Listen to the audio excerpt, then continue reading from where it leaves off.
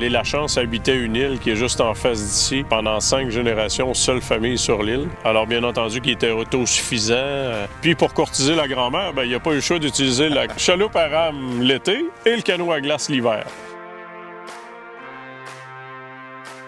Un canot à glace, lorsqu'il n'y a pas de glace, c'est pas sécuritaire à la vague. Mon père avait dans l'idée d'utiliser une embarcation aussi performante dans les glaces que le canot à glace, mais à la fois sécuritaire également. Je l'ai approuvé, adapté pour faire du sauvetage nautique et glace. C'est les services incendies qui l'utilisent beaucoup là, au Québec. Garde côtière en a également. Il y en a aussi dans le nord, à Iqaluit, pour faire de la recherche. UMA n'est pas un acronyme. Il fallait trouver un nom qui était facile à dire dans toutes les langues.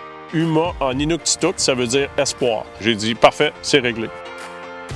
Il y a sur ce bateau 4 membres d'équipage. Oui, les 2 équipiers à l'avant, lorsqu'on embarque dans la glace. Le capitaine qui est à la barre, lui s'occupe de la navigation en général. Puis l'équipier aux côtés, souvent, va être aux communications. D'ailleurs, on va aller faire un petit exercice d'homme à la mer, si je ne me trompe pas. Mon tour de te demander tes impressions en étant la victime. Outre le fait que j'ai la bouche complètement gelée, c'est une sensation vraiment particulière que de se retrouver dans l'eau comme ça. À la différence que moi, j'étais super bien habillé.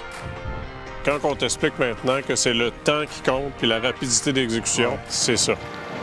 C'est ce que le UMA 17 permet, une rapidité puis une sécurité d'exécution, autant pour les occupants que pour la victime, en fait.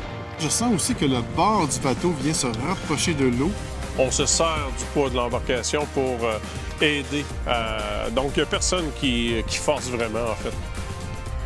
Ces canots de sauvetage, c'est un peu l'essence de ce qu'a été votre famille depuis toutes ces générations. On a juste adapté au goût du jour et puis pour l'urgence, un outil qui était déjà utilisé au début du siècle. C'est la preuve qu'il ne faut pas oublier d'où on vient.